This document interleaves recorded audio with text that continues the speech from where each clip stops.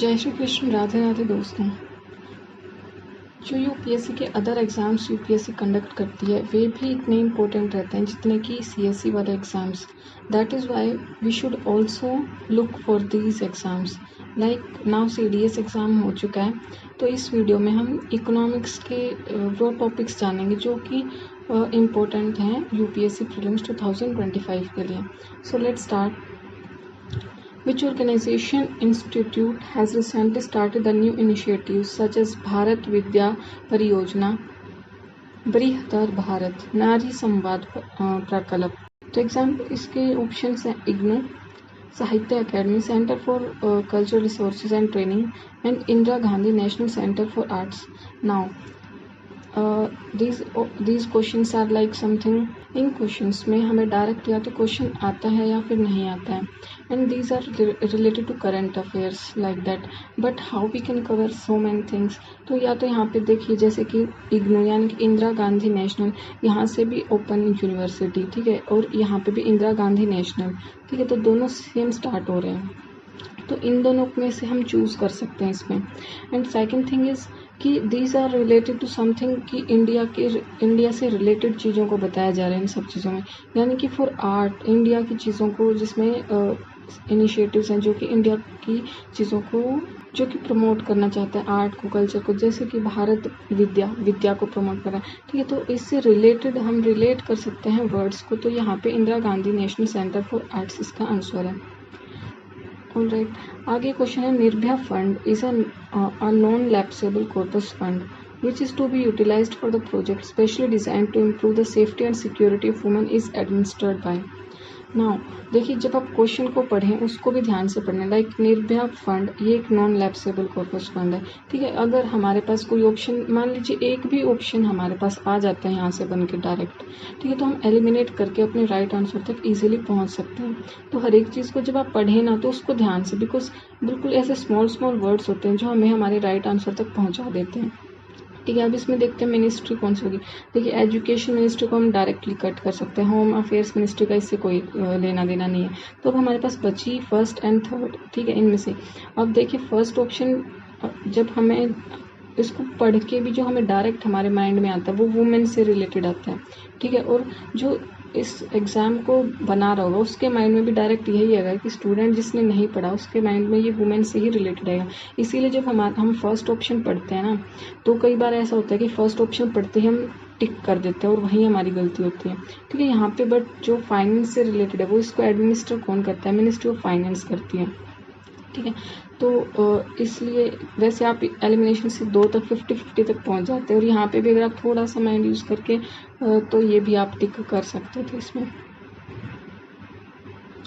फिर आता है 39th क्वेश्चन है, द परंपरागत Krishi Vikas Yojana launched in 2015-16 by central government is aim to make agriculture more modern and globally competitive, provide improved access to irrigation, enhance water efficiency, support promotion of organic farming in the country and reduce dependence on agriculture on monsoon। now देखिए, परंपरागत means old, जो पीछे परंपरा से जो चलता आ रहा है उससे रिलेटेड है, यानी कि परंपरागत means organic farming, word associate करके आप इसको राइट टिक कर सकते हैं, ठीक है। तो आपको जब आप क्वेश्चंस को जो आपको नहीं आते ना उनको भी पढ़ते ही डरना नहीं है, सबसे बड़ी बात यही है, क्योंकि क्वेश्चंस को देख के जो एक डर आता है ना कि ये तो मेरे से हो ही नहीं सकता, ठीक है, इसको डायरेक्ट छोड़ देते हैं। ऐसे कई क्वेश्चन मिलते हैं जो हमने कभी नहीं पढ़े होते, बट एक वर्ड उससे रिलेटेड हमने कहीं ना कहीं कुछ ना कुछ पढ़ा होता है और उससे ऑप्शंस एलिमिनेट होकर आंसर तक हम पहुंच जाते हैं, ठीक है। इसीलिए एक बार ज़रूर पढ़ो और रिलैक्स माइंड से पढ़ना है, ठीक है। नेक्स्ट क्वेश्चन देखते हैं, when did the union government establish a separate ministry of cooperation with the vision of सहकार से समृद्धि। अब इस तरह की जो गवर्नमेंट बोल रही है जैसे कि सहकार से समृद्धि, विकसित भारत, ये अभी रिसेंटली स्टार्ट किए गए हैं, ठीक है। तो इस तरह से वैसे इसका आंसर है 2021 में स्टार्ट हुए हैं। Which of the following statement about open network for digital commerce is are correct? ये काफ़ी इंपॉर्टेंट टॉपिक भी रहा इस टाइम का, and also it is also mentioned in PIB। ठीक है, तो PIB जो सोर्स है वो भी एक इम्पोर्टेंट है जहाँ से UPSC मोस्टली क्वेश्चंस बनाता है। ठीक है, देखते हैं। It was launched in 2021 by government of India. It aims to democratize e-commerce in India. Now अगर आपको मान लीजिए कोई आइडिया नहीं है इसके बारे में, अब ये देखिए, India has surpassed China in 2024 in E retail penetration.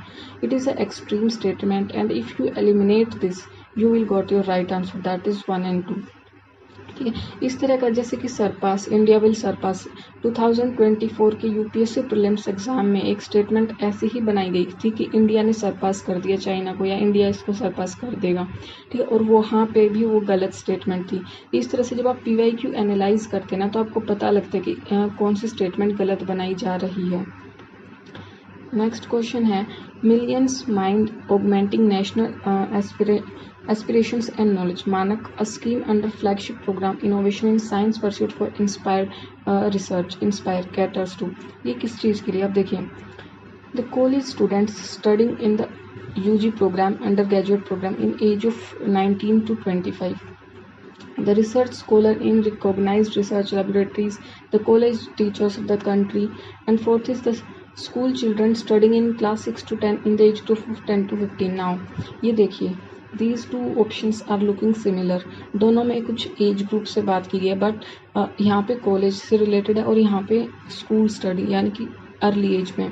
अब देखिए, millions mind augmenting national aspirations and knowledge, जब साइंस के लिए इंस्पायर करना है, ठीक है, तो अर्ली एज में ही करेंगे ना। यहाँ पे वैसे आप 50-50 तक पहुँच सकते हैं, बट अगर आप ये भी देखें तो फर्स्ट ऑप्शन ऐसी चीज़ों में वही सेट करा जाता है जहाँ पे हम डायरेक्टली मार्क कर दें, बट इसका आंसर ये नहीं है, इसका आंसर है डी।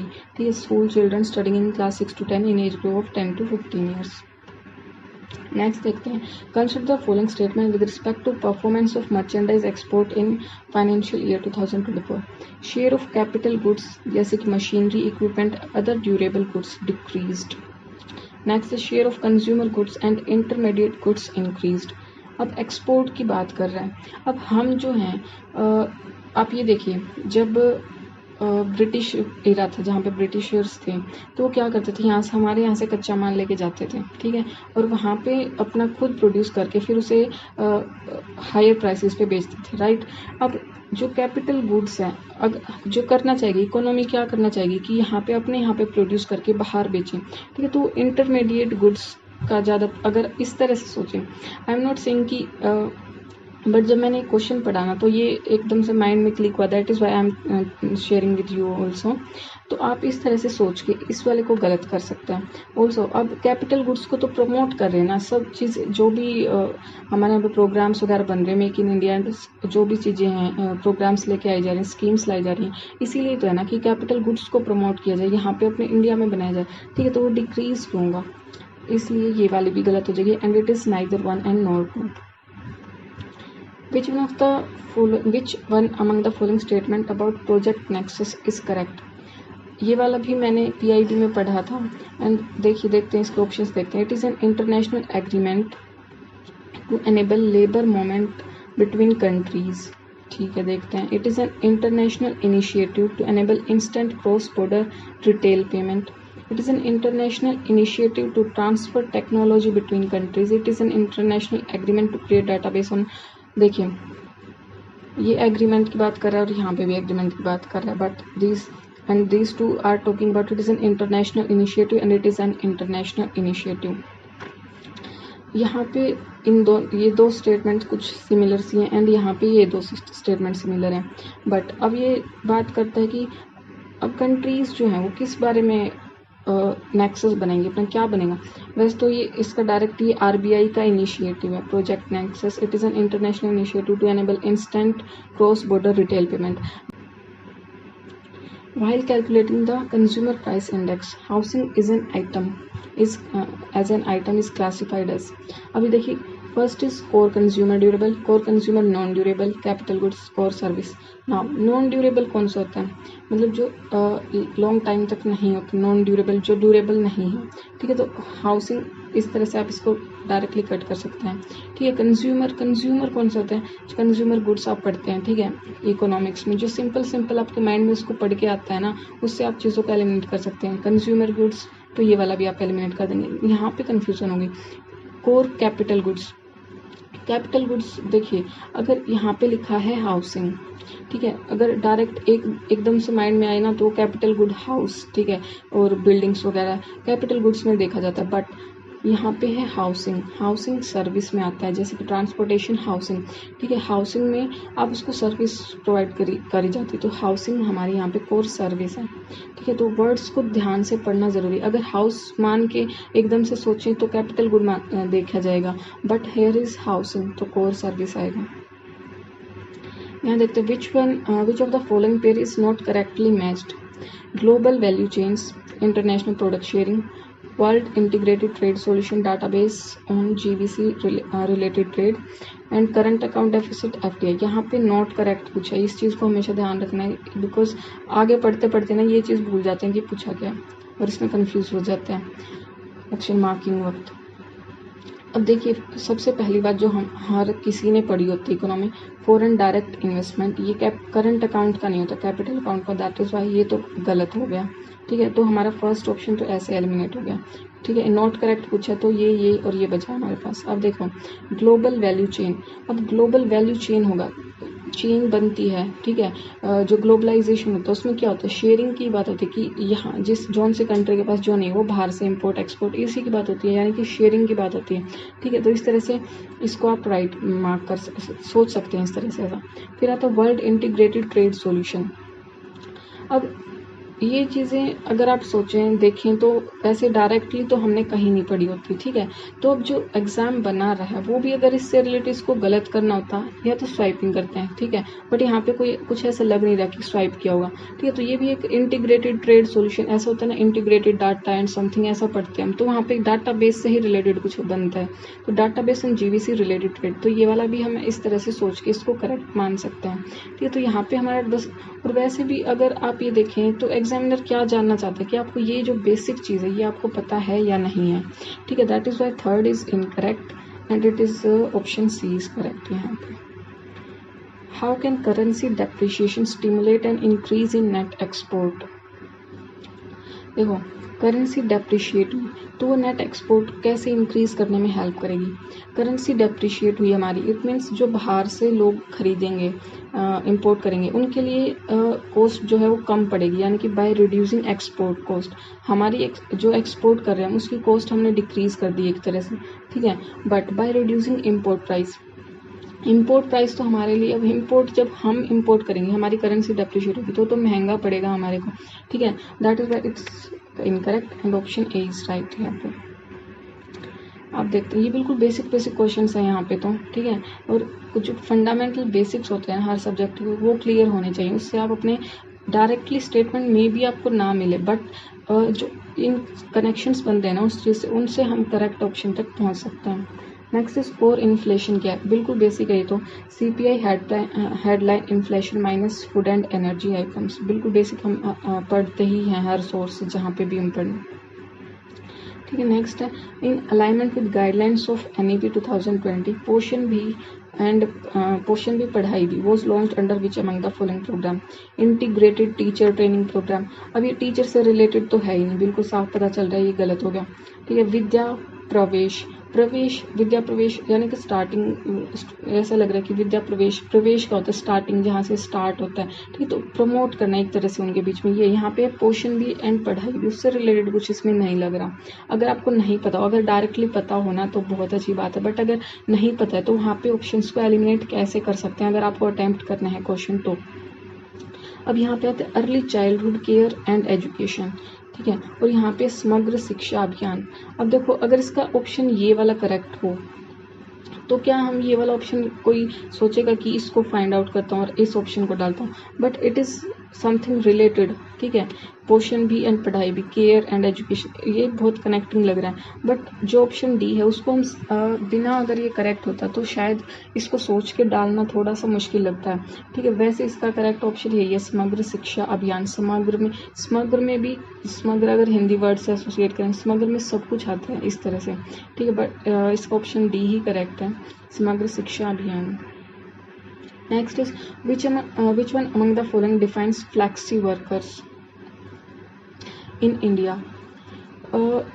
यहाँ पे देखिए, formal contract staff employed through organised contract, informal यहाँ पे agriculture labour, flexi workers and उसकी फ्लैक्सी वर्कर्स में किसी स्पेसिफिक की तो बात नहीं ही करेगा, ठीक है। तो यहाँ पे खाली एग्रीकल्चर लेबर जो माइग्रेट कर रहे हैं ये तो नहीं बनेगा, ठीक है। रेगुलर सैलरीड वर्कर्स, ये तो परमानेंट वर्कर्स की डेफिनेशन हो जाएगी, तो ये भी नहीं होगा। अब यहाँ पे बात आती है कि formal contract staff employed through organised contract and informal sector employees working in urban areas. यहाँ पे एकदम से पढ़ते हैं तो फ्लैक्सी से रिलेटेड समथिंग फ्लैक्सीबल, जिनका टाइमिंग एंड सैलरी चेंज होते रहती है, ठीक है, फ्लैक्सीबल में ये आता है। एंड इनफॉर्मल सेक्टर पढ़ते ही डायरेक्ट यही आता है, बट जब मैं इसकी डेफिनेशन सर्च कर रही थी तो वहाँ पे कुछ समथिंग ये मिला मुझे कि formal contract staff employed through organised contract. ना ये होता है ना, बीच में कोई ऑर्गेनाइजेशन कुछ भी है, ठीक है, उसके वर्कर्स हैं और उसके थ्रू कोई वर्क कर रहा है कॉन्ट्रैक्ट के साथ, ठीक है। तो यहाँ पे होता तो वो कॉन्ट्रैक्ट वर्क भी तो होता है ना कि इतने समय के लिए, बस कॉन्ट्रैक्ट के लिए, ठीक है। तो इस तरह से इसका ऑप्शन ए करेक्ट लग रहा है। Alright, next question is which one among the following is an integrated teacher training program? ठीक है, देखो यहाँ पे भी विद्या प्रवेश पहले भी आया था ये। तो विद्या प्रवेश इज़ फॉर किड्स जो कि स्टार्टिंग कर रहे हैं, स्टूडेंट्स स्कूल जाने की कुछ समथिंग एज अर्ली एज से रिलेटेड लगता है। प्रवेश क्योंकि छोटे बच्चे ही प्रवेश करेंगे तो ये तो गलत हो जाएगा। दीक्षा जो है, अगर आपने देखा हो तो ये डिजी लॉकर एंड ये सब जो डिजिटल, इन सब से रिलेटेड है। ये ऑप्शन बन के आ चुका है प्रीलिम्स एग्जाम में, एक कौन से ईयर में आया था मुझे ध्यान नहीं है, बट ये आ चुका है, ठीक है। ये भी नहीं है विद्यांजलि, और ये बचता है निष्ठा। वैसे अगर आप देखें तो सबसे अलग एक होता है ना ओड वन आउट जो हम यूज़ करते हैं, उसके अकॉर्डिंग भी ये अलग है। एंड अगर विद्यांजलि जो है वो विद्या से रिलेटेड, विद्यांजलि ठीक है ये रिलेटेड है विद्या से, बट यहाँ पे इंटीग्रेटेड टीचर ट्रेनिंग, टीचर की ट्रेनिंग, निष्ठा क्या होता है, निष्ठा के साथ करना, ठीक है। तो यहाँ पे ओड वन आउट आप यूज़ कर सकते हैं, या फिर थोड़ा सा ये देख सकते हैं कि भाई विद्यांजलि इससे एसोसिएट करके वर्ड्स में डाल सकते हैं, बट निष्ठा जो है वो यहाँ से सेपरेटली, मतलब ओड वन आउट से आप इस टेक्निक से यूज़ करके यहाँ पे पहुँच सकते हैं, ठीक है। तो इसका आंसर है निष्ठा, ठीक है गाइस। यहाँ पे हमारे इकोनॉमिक्स के जो क्वेश्चंस हैं उनका एनालिसिस पूरा होता है। तो देखो यहाँ पे जो बिल्कुल बेसिक क्वेश्चंस आए इकोनॉमिक्स के वे इजी हैं, ठीक है। कुछ क्वेश्चंस हमारे जो हैं वो स्कीम्स एंड ये सब आते हैं, ठीक है। तो उनमें अगर थोड़ा बहुत हम एलिमिनेट करके अगर हम कुछ क्वेश्चंस को, ठीक है, कुछ गलत भी होंगे कुछ सही भी होंगे, तो ओवरऑल अगर हमारे पॉजिटिव मार्क्स बनते हैं दैट इज़ गुड, ठीक है। और ये सब चीज़ें कब आएंगी, जब आप PYQs को एनालाइज करके उस चीज़ से सोचोगे कि यहाँ पे कैसे ऑप्शन सेट हो सकता है या फिर किस चीज़ को एलिमिनेट कर सकते हैं। तो PYQ एनालिसिस बहुत इंपॉर्टेंट है।